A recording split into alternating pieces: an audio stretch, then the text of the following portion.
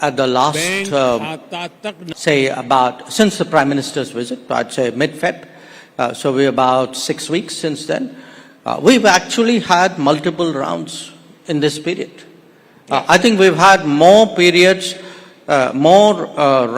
discussions with the Americans in the last 6 weeks than I suspect we've had with the Europeans in the last 2 years. Wow.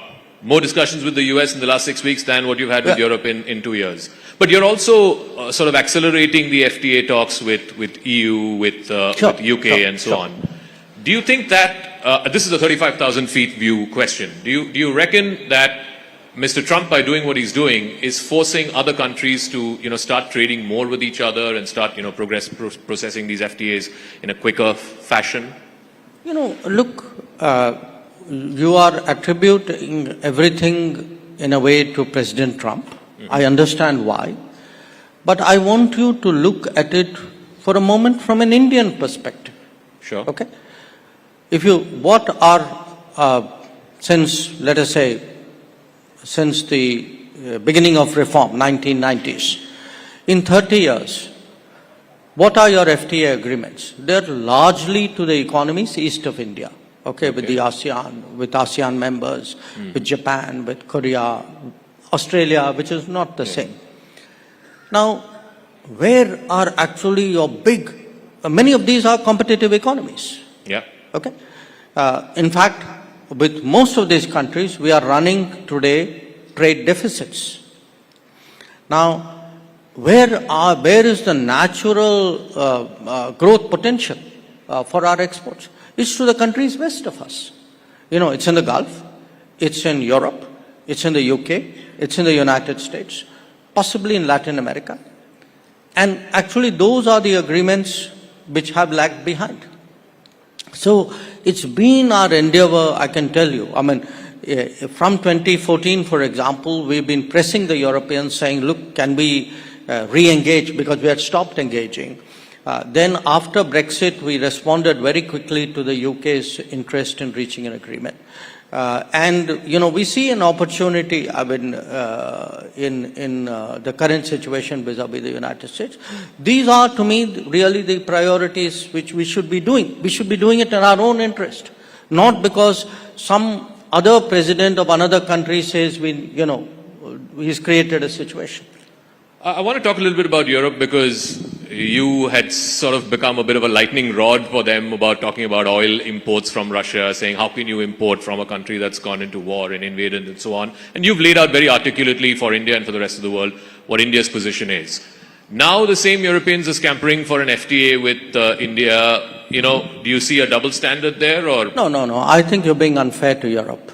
Yes, you're being unfair to Europe. I think the Europeans were serious about an FTA earlier. It's just we haven't seen that kind of urgency. Maybe their way of working is different. So I can't expect everybody to be the same. So they take, typically they have taken much longer periods between interacting with each other. My point is that, Europe today, I think, realizes the importance of deeper ties with India and the relevance of the FTA for that purpose. We had in the end of February, 21 European commissioners led by President von der Leyen visiting India, very unique happening. Not just for India, even for them. They don't normally do that. I think there's a very serious message coming out of Europe saying we want to move forward on this. We welcome it, we reciprocate it. And I'm pretty confident that just as we are seeing a very intense engagement with the United States, and by the way with the UK as well, I expect the pace to pick up with Europe. We have an aspirational goal. We'd like to close out the FTA this year. But, when we get there, we'll see. I want to talk about the neighborhood. Last time you were here at the summit, the big concern, the big talking point was the relationship with China, and you had said that the relationship is not normal. And, we need to deal with the situation at the border for the relationship to become normal.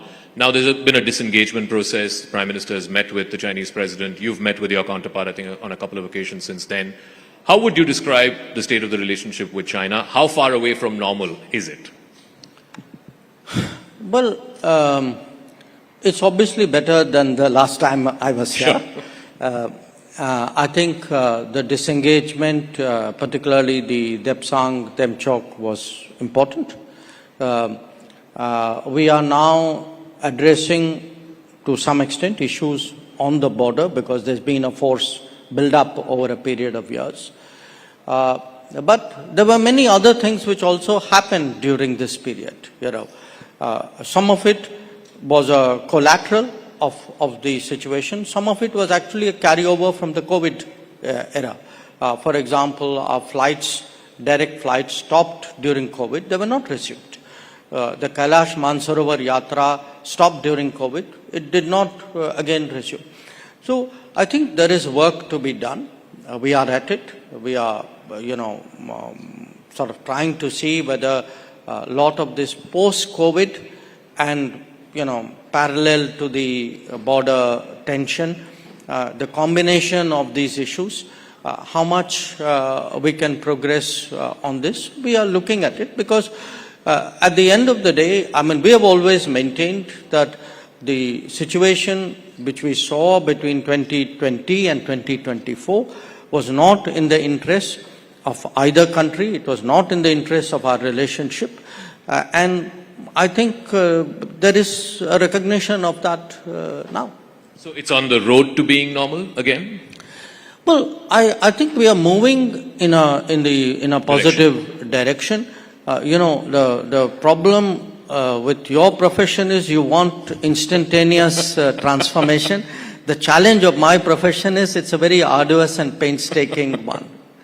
I'm glad that we are sticking to each other's respective professions. But, because there's so much talk around trade and because President Trump has made that the point of conversation, you referred to, we have trade imbalances with a lot of countries to the east, right? Is this, you reckon, an opportunity, again, academically speaking, an opportunity for India to look at some of those trade relationships and say that, these imbalances cannot sustain? Just like America is saying that, an imbalanced trade relationship is not working for them.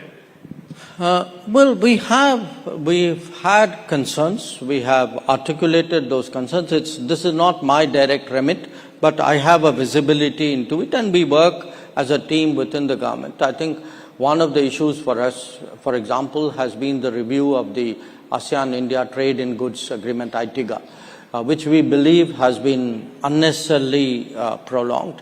I think it's important for all countries today to realize that the nature of the global discourse on trade is changing.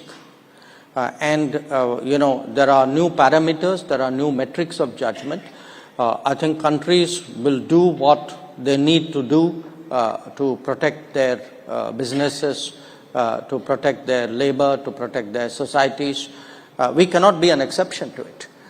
So I think we have concerns with many of the countries east of us, countries with whom we have FTA arrangements and also countries with whom we don't. Prime Minister was recently at the BIMSTEC summit. You were there with him. It's the first time that he met with the new interim leader of Bangladesh, Professor Yunus. There's been a lot of concerns here in India about some of the statements that have been made by the leadership there, some of the goings-on the ground, whether it's attacks on minorities, so on and so forth. From within whatever you can divulge in the public domain, what did the Prime Minister tell Professor Yunus, particularly on this comment about India's northeast being landlocked and, Bangladesh being the gateway to the ocean, and also on the attacks on minorities, on both those issues? No, look, I think the main messages from our side, which came out at the meeting, one, that our relationship with Bangladesh, for historical reasons, is a very unique relationship. It's a very fundamentally a people-to-people connect. Much more so, perhaps, than any other relationship than I can think of. And that's something we need to recognize. So, it's not necessarily one of the government of the day. Secondly, we have concerns. We have concerns about the rhetoric which is coming out of people in Bangladesh. We have concerns about radicalizing tendencies we see. We have concerns about the attacks on minorities. And I think we were very, open about sharing those concerns.